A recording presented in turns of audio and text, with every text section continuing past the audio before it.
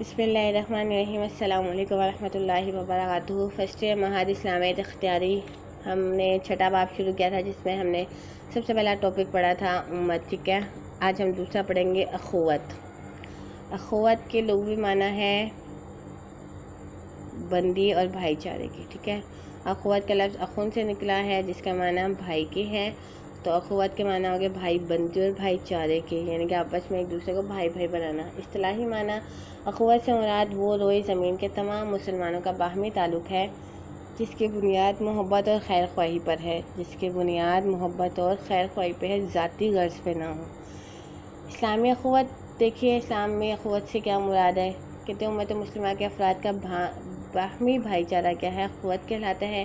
یہ ایک نظریاتی برادری ہے جس میں ہر شخص لا الہ الا اللہ محمد رسول اللہ پڑھنے کے بعد شامل ہو سکتا ہے۔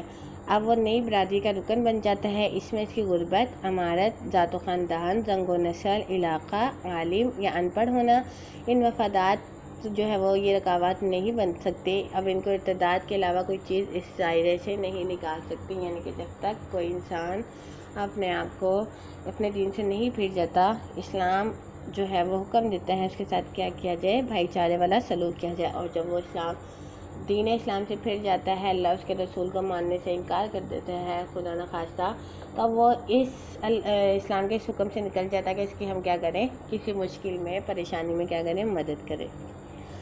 اخوت کی اہمیت قرآن و حدیث کی روشنی میں جو ہے وہ بیان کی جاتی ہے۔ قرآن کی روشنی میں ہے سب سے پہلے بھائی بھائی ہونا۔ قرآن کریم میں تمام مسلمانوں کو ایک دوسرے کا بھائی قرار دیا گیا ہے۔ فرمان الہی ہے انما المؤمنون اخوۃ، سب مسلمان بھائی بھائی ہیں۔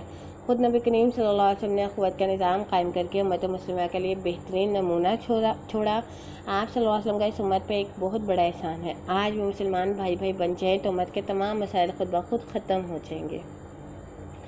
اخوت جو ہے وہ ایک نعمت ہے اللہ تعالیٰ کی طرف سے۔ اللہ تعالیٰ نے مسلمانوں کے درمیان اخوت کو ایک بہت بڑی نعمت قرار دیا۔ ارشاد باری تعالیٰ ہے فَأَلَّفَ بَيْنَ قُلُوبِكُمْ فَأَصْبَحْتُمْ بِنِعْمَتِهِ إِخْوَانًا، بس اللہ تعالیٰ نے تمہارے دلوں کو جوڑ دیا، پھر تم اس کی نعمت سے بھائی بھائی بن گئے۔ اس اخوت کی بدولت ہی ہم دور دراز کے مسلمانوں کے دکھ درد کو بھی اپنے اندر محسوس کرتے ہیں۔ باہمی تنازعات یعنی کہ جھگڑوں میں، آپس کے جھگڑوں میں صلح کروانا۔ قرآن مجید میں اللہ تعالیٰ نے مسلمانوں پر یہ فرض عائد کیا کہ وہ تمام باہمی تنازعات جو اخوت کے منافی ہیں صلح کے ذریعے ختم کر دیں، ورنہ یہ چنگاری دامن کو خاکستر کر دے گی۔ فَأَصْلِحُوا بَيْنَ أَخَوَيْكُمْ، بس اپنے بھائیوں کے درمیان صلح کروا دیا کرو۔ آج کے دور میں صلح کروانا فرض ہے، جس کے بغیر چارہ نہیں، یعنی کہ کوئی گزارا نہیں ہے اس کے بغیر۔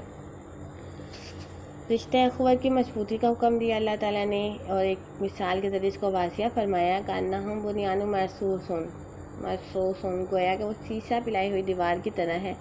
اخوت کی مضبوطی مسلمان کی مضبوطی کے مترادف ہے، اس لیے آج ہمیں اپنے جو ہے وہ رشتہ اخوت کو مضبوط کرنا چاہیے، تاکہ کوئی باطل قوم، باطل جو حکومت ہے، باطل قوتیں ہیں، وہ ہمارے جو ہے وہ اسلام پر کوئی حملہ نہ کر سکے، مسلمانوں پر حملہ نہ کر سکے۔ مسلمان ایک دوسرے کے دوست ہیں، اللہ تعالیٰ نے مسلمانوں کو ایک دوسرے کا دوست قرار دیا، ملت کفریہ کی دوستی سے منع کیا۔ ارشاد ربانی ہے والمؤمنون والمؤمنات بعضهم اولیاء بعض، مومن اور مومن مرد اور مومن عورتیں ایک دوسرے کے ساتھی ہوتے ہیں۔ آج اگر مسلمان صحیح معنوں میں ایک دوسرے کے دوست بن جائے تو ان کا زوال عروج میں بدل سکتا ہے، جبکہ آج کے دور میں مسلمان ہی مسلمان کا دشمن ہے۔ تو فرقہ بازی کی ممانعت، اخوت کے پیش نظر اللہ تعالیٰ نے تو فرقہ بازی کی ممانعت کی ہے تاکہ اخوت کا نظام مستحکم رہے۔ قرآن پاک میں اللہ تعالیٰ نے ارشاد فرمایا وَاعْتَصِمُوا بِحَبْلِ اللَّهِ جَمِيعًا وَلَا تَفَرَّقُوا، اور سب مل کر اللہ کی رسی کو مضبوطی سے تھامے رہو، تو فرقہ بازی میں مت پڑو۔ آج پاکستان میں فرقہ واریت مضبوط ہے، اس نے اخوت کے نظام کو بہت نقصان پہنچایا ہے، اس لیے اس سے بچنا چاہیے۔ ہم سب ایک آدم کی اولاد ہے، اللہ تعالیٰ نے ہمیں ایک انسان، ایک عورت سے پیدا کیا، تو ہمارے سب کے والد ایک ہیں، ابن آدم، ہم سب ابن آدم ہیں، ٹھیک ہے۔ اللہ تعالیٰ نے یعنی کہ ہمارا ایک ہی جو ہے وہ باپ ہے اور ایک ہی ماں، تو پھر ہم کیوں اپنے آپ کو جو ہے فرقوں میں بانٹتے ہیں کہ اس پہ عمل کرے، اس پہ نہ کرے۔ ہم نے قرآن و حدیث پہ عمل کرنا ہے، جس کے پر چل کے ہم کہاں جا سکے، جنت میں جا سکے۔ تو اس لیے ہم نے مثبت پہلو لینا ہے، منفی پہلو کی طرف نہیں جانا۔ ہم نے تفرقے میں، ہم نے جماعتوں میں نہیں بٹنا، ہم نے اتحاد اور اتفاق سے رہنا ہے۔ آگے اخوت کی نشانی بیان کی جا رہی ہے کہ اللہ تعالیٰ نے مومنین کی خصوصیات بیان کرتے ہوئے فرمایا اشداء علی الکفار رحماء بینہم، کافروں کے لیے سخت ہے اور آپس میں نرم ہے۔ کہ مسلمان آپس میں نرم ہیں لیکن کفار کے ساتھ سخت رویہ رکھتے ہیں، لیکن آج اس کے برخلاف ہے کہ آج ہم جو کافروں کے ساتھ نرمی والا معاملہ کرتے ہیں مسلمان کے ساتھ سختی والا کرتے ہیں۔ یہ اللہ تعالیٰ کی حکم کے خلاف ہے، اسی کی سزا ہمیں آج ذلت اور رسوائی کی شکل میں مل رہی ہے کہ اللہ تعالیٰ ہمیں اس سے محفوظ رکھے اور اللہ تعالیٰ کے حکم پر عمل کرنے والا بنائے کہ ہم اس سے باز آ جائیں۔ آگے ہے تنازعات کی ممانعت۔ اللہ تعالیٰ نے قوت کے تقاضوں کے پیش نظر مسلمانوں کے مابین تنازعات یعنی کہ جھگڑے کی مخالفت کی ہے تاکہ مسلمانوں کا دبدبہ برقرار رہے۔ جیسے قرآن پاک میں ارشاد ہے وَلَا تَنَازَعُوا فَتَفْشَلُوا وَتَذْهَبَ رِيحُكُمْ، اور آپس میں تنازع نہ کرو ورنہ کمزور پڑ جاؤ گے اور تمہاری ہوا اکھڑ جائے گی۔ ہوا سے مراد یعنی کہ تمہارا اقبال، تمہاری عزت جاتی رہے گی۔ اور عہد حاضر میں ہمارے زوال کی وجہ محض آپس کی لڑائیاں ہیں جنہوں نے قوت کے نظام کو کمزور کیا ہوا، اس لیے باہمی جھگڑوں سے ہمیں بچنا چاہیے گا۔ آپس میں ہمارے دیکھیں ملک کے سیاستدان آپس میں لڑتے رہتے، اس پہ الزام لگایا اس پہ، بلکہ بیٹھ کے اس کو اندرون خانہ یعنی کہ دنیا کے سامنے مت لکھیں کہ آپس میں یہ اختلافات ہیں، آپ یعنی کہ ایک جگہ بیٹھ کے بات کریں، اس کو ظاہر نہ کریں کہ یہ معاملات ہیں، یہ جھگڑے ہیں۔ اس سے دیکھ لیں مسلمانوں کا اقبال بہت کمزور ہو چکا ہے جس کی وجہ سے آج ہم زوال کا شکار ہے، ذلت اور رسوائی کا شکار ہے۔ احادیث کی روشنی میں اخوت کی اہمیت بیان کی جاتی ہے کہ مسلمان کا بھائی ہے۔ نبی کریم صلی اللہ علیہ وسلم نے ایک مسلمان کو دوسرے مسلمان کا بھائی قرار دیا۔ فرمان نبی صلی اللہ علیہ وسلم ہے المسلم اخو المسلم، مسلمان کا بھائی ہے۔ مسلمانوں کو ایک دوسرے کے ساتھ اخوت کے تقاضوں کے مطابق سلوک کرنا چاہیے، اسی میں ہماری بقا اور ترقی کا راز ہے۔ آج ضروری ہے کہ ہم آپس میں صحیح معنوں میں بھائی بن جائیں۔ امداد باہمی، مسلمانوں کا یہ شیوا ہے کہ وہ ایک دوسرے کی مدد کرتے ہیں۔ نبی کریم صلی اللہ علیہ وسلم نے فرمایا اپنے بھائی کی مدد کرو خواہ وہ ظالم ہو یا مظلوم۔ پوچھا گیا مظلوم کی تو مدد ہو سکتی ہے مگر ظالم کی مدد کیسے ہو سکتی ہے؟ فرمایا وہ اس طرح کہ اسے ظلم سے روک دو یعنی اس کی مدد کرو۔ اس لیے ہمیں اپنے مسلمان بھائی کو ظلم سے روکنا چاہیے، یوں بہت سی برائیاں خود بخود ختم ہو جائیں گی۔ مسلمان کی مدد کا انعام، جو شخص کسی مسلمان کی مدد کرتا ہے اللہ تعالیٰ اس کو انعام دیتے ہیں، خود اس کی مدد پر کھڑے ہو جاتے ہیں۔ ارشاد نبی صلی اللہ علیہ وسلم ہے جب کوئی بندہ اپنے بھائی کی مدد میں لگا رہتا ہے خدا اس کی مدد میں لگا رہتا ہے۔ خدا کی مدد مسلمانوں کے لیے غیر معمولی انعام ہے، اس لیے ہمیں یہ سوچنا چاہیے کہ دوسرے مسلمانوں کی مدد دراصل اپنی مدد ہے۔ مومن کا آئینہ ہے، ایک مسلمان دوسرے مسلمان کے لیے آئینے کی حیثیت رکھتا ہے۔ آئینے کی یہ خوبی ہے کہ وہ حقائق سے آگاہ کرتا ہے، آگاہی میں کمی پیشی نہیں کرتا کہ تم یعنی کہ ہر طریقے سے اس کو آگاہ کر دیتا ہے، اس کے جو عیب وغیرہ جو نظر آ رہے ہیں۔ آگاہی کا علم اس شخص کے سامنے انجام دیتا ہے، پیٹھ پیچھے کچھ نہیں کہتا، مایوس نہیں کرتا۔ اس لیے نبی کریم صلی اللہ علیہ وسلم نے فرمایا مسلمان کا آئینہ ہے۔ مومنوں کی باہمی محبت، مسلمان کی آپس میں محبت اسی جذبہ اخوت کا نتیجہ ہے۔ چنانچہ نبی کریم صلی اللہ علیہ وسلم نے فرمایا باہمی شفقت اور محبت میں تم اہل ایمان کو ایک جسم کی طرح دیکھو گے، اگر اس کے کسی ایک عضو میں تکلیف ہوگی تو سارا جسم خواب بیداری میں اس کا ساتھ دیتا ہے۔ آج کفار مسلمانوں کے اس جذبہ اخوت کو کمزور کرنے میں تلے ہوئے ہیں، اس لیے ان سازشوں سے ہمیں آگاہ رہنا چاہیے۔ بقول ایک شاعر کے اخوت اس کو کہتے ہیں چبھے کانٹا جو کابل میں تو ہندوستان کا ہر پیر و جواں بے قرار ہو جائے۔ منافی اخوت، چیزوں سے پرہیز۔ نبی کریم صلی اللہ علیہ وسلم نے ایسی چیزوں سے بچنے کا حکم دیا جس سے نظام اخوت کی نفی ہوتی ہے۔ فرمایا آپس میں کینہ نہ رکھو، کینہ سے مراد نفرت، ٹھیک ہے، حسد نہ کرو، غیبت نہ کرو، خدا کے بندو آپس میں بھائی بن جاؤ۔ ایک اور حدیث میں فرمایا کہ ایک دوسرے کے ساتھ بدگمانی نہ کرو کیونکہ بدگمانی سب سے جھوٹی بات ہے۔ ایک دوسرے کی ٹو میں نہ لگے رہو، ایک دوسرے کو پیٹھ پیچھے برا نہ کہو، یہ امور واقعی اخوت کے نظام کے لیے زہر قاتل ہیں۔ مدد، اخوت کا نظام باہمی تعاون ہی سے چل سکتا ہے، اس لیے آپ صلی اللہ علیہ وسلم نے فرمایا مسلمان کا بھائی ہے، وہ اس سے خیانت نہیں کرتا، اس سے جھوٹ نہیں بولتا، نہ آڑے وقت میں ساتھ چھوڑتا ہے۔ آزاد کشمیر میں زلزلہ زدگان مسلمانوں نے اپنے بھائیوں کی مدد کر کے اس کی ایک مثال قائم کر دی۔ دوسرے مسلمان کے مفاد کا خیال رکھنا بھی اخوت کا ایک بنیادی تقاضا ہے۔ اس بات پر زور دیتے ہوئے نبی کریم صلی اللہ علیہ وسلم نے فرمایا تم میں سے کوئی شخص اس وقت تک کامل مومن نہیں ہو سکتا جب تک وہ اپنے بھائی کے لیے بھی وہی کچھ پسند نہ کرے جو وہ اپنے لیے کرتا ہے۔ اس لیے ہمیں اپنے دوسرے مسلمان بھائی کے مفاد کا خیال رکھنا چاہیے۔ آگے اخوت کے تقاضے ہیں، مسلمانوں کے آپس میں باہمی حقوق کیا ہے کہ اخوت ایک پورا نظام ہے، اس کے تقاضے پورے کیے بغیر کوئی نتیجہ برآمد نہیں ہو سکتا۔ اس کے تقاضے دیکھیں نیچے درج ذیل ہیں۔ نمبر 1 ہے ہمدردی اور خیر خواہی۔ مسلمان ایک جسم کی مانی تھا، اس لیے اخوت کا بنیادی تقاضا یہی ہے کہ مسلمان مشکل میں ایک دوسرے کی خیر خواہی کریں۔ ارشاد نبوی صلی اللہ علیہ وسلم ہے، تین خیر خواہی کا نام میں پوچھا گیا کس کی خیر خواہی؟ فرمایا اللہ کی، اللہ کے رسول صلی اللہ علیہ وسلم کی، مسلمان سربراہان کی اور عوام کی۔ اس کے علاوہ ایک اور حدیث پاک میں آپ صلی اللہ علیہ وسلم فرمایا، تم میں سے کوئی شخص مومن نہیں ہو سکتا جب تک وہ اپنے بھائی کے لیے وہی کچھ ناپسند کرے جو اپنے لیے کرتا ہے۔ احسان و قربانی اخوت کا نظام اسی صورت میں برگزار لا سکتا ہے جب مسلمان آپس میں احسان و قربانی کا مظاہرہ کرے۔ ارشاد باری تعالیٰ ہے، وَيُؤْثِرُونَ عَلَىٰ أَنفُسِهِمْ وَلَوْ كَانَ بِهِمْ خَصَاصَةٌ، اور انہیں اپنے آپ پر ترجیح دیتے ہیں خواہ وہ خود بھی ضرورت مند ہو۔ آج اس سال کی پہلے سے بھی زیادہ ضرورت ہے، یہی وہ راستہ ہے جس پر چل کر نظام اخوت مستحکم ہو سکتا ہے۔ اظہار ثانی سے پرہیز مسلمانوں کو اخوت کے تقاضے پورے کرنے کے لیے ایک دوسرے کو تکلیف سے پہنچانے سے گریز کرنا چاہیے۔ ارشاد نبوی صلی اللہ علیہ وسلم ہے، مسلمان وہ ہے جس کی زبان اور ہاتھ سے دوسرے مسلمان محفوظ رہے۔ ایک اور حدیث میں فرمایا، مسلمان مسلمان کا بھائی ہے، وہ نہ اس پر ظلم کرتا ہے، نہ برے وقت میں ساتھ چھوڑتا ہے، نہ اسے حقیر جانتا ہے۔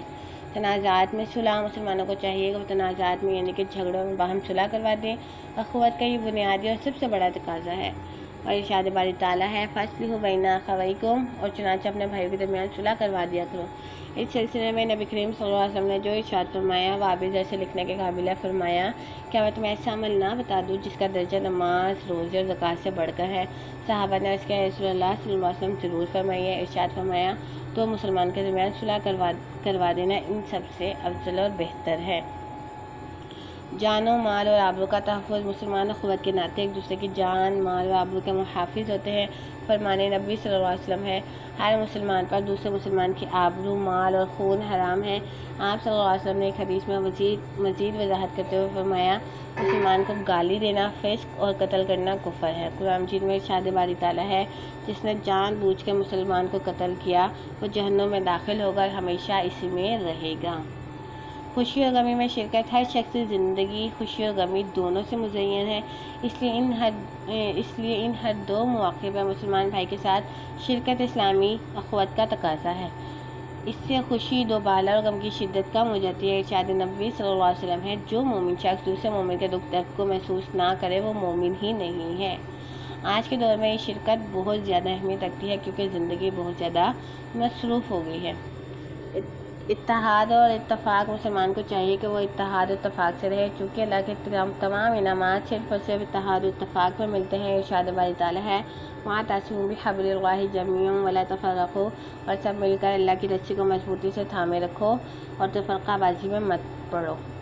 اس کے علاوہ تفرقہ بازی کے نتائج پر متنبع کرتے ہوئے فرمایا، اور آپس میں تنازع نہ کرو ورنہ تم کمزور پڑ جاؤ گے، تمہارا روب ختم ہو جائے گا۔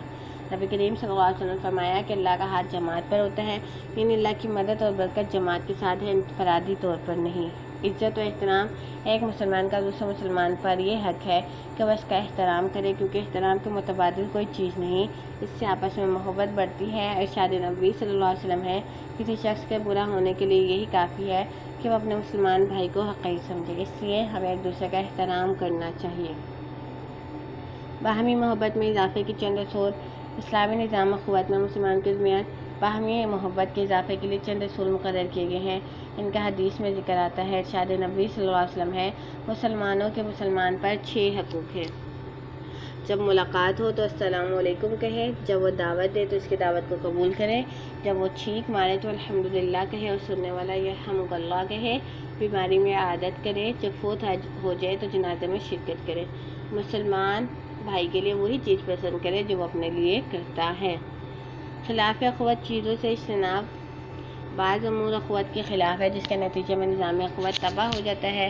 قرآن حدیث میں اس کا ذکر موجود ہے جو درج ذیل ہے۔ غیبت، تجسس، بدگمانی، ایک دوسرے کے خلاف ایک دوسرے کے عیوب بیان کرنا، کسی کے سودے پر سودا کرنا، یعنی کہ کسی نے ایک چیز بیچ دی ہے، ٹھیک ہے، اور دوسرے انسان اس کو خریدنے آ گیا اور زبردستی خرید رہا ہے، اور جس نے بیچی ہے جو مالک ہے پہلے وہ بھی کیا کرتا ہے، اس پہ سودے پہ سودا کر رہا ہے، تو یہ بھی کیا ہے، اخوت کے خلاف ہے۔ حسد و بغض رکھنا، یعنی کہ حسد کرنا، کسی سے نفرت کرنا، قطع تعلقی کرنا، کسی کو رسوا کرنے کی کوشش کرنا، یہ تمام کام جو ہے وہ اخوت کے خلاف ہے۔ ان کام نظام اخوت کو برقرار رکھنے کے لیے ہمیں اس سے کیا کرنا ہوگا، بچنا ہوگا۔ موجودہ عالمی سیاست اخوت کے فوائد، کہ آج کی عالمی صورتحال میں اسلامی نظام اخوت ایک اہم کردار ادا کر سکتا ہے اور ہم اس کے ذریعے درج ذیل فوائد حاصل کر سکتے ہیں۔ سب سے پہلا ہے اتحاد۔ جذبہ اخوت کو اگر صحیح طور پر استعمال کیا جائے تو مسلمانوں میں اتحاد کی فضا پیدا ہو سکتی ہے۔ آج کے عالمی تناظر میں مسلمانوں کا اتحاد وقت کی سب سے بڑی ضرورت ہے۔ اس اتحاد کے نتیجے میں مسلمان عالمی قوت بن سکتے ہیں اور ان کو ان کا کھویا ہوا مقام مل سکتا ہے، ورنہ ذلت سے نکلنے کا کوئی اور راستہ نہیں ہے۔ غلبہ کفار سے آزادی۔ مسلمان اگر اخوت کے نظام کو مضبوط کر دیں تو ان کو کفار کے غلبے سے نجات مل سکتی ہے۔ ارشاد باری تعالیٰ ہے، تم ہی غالب رہو گے اگر تم مومن ہو۔ کفر کے غلبے سے آزادی اس دور کا اہم تقاضا ہے جس نے امت کو تباہ کر دیا ہے۔ کشمیر، فلسطین، عراق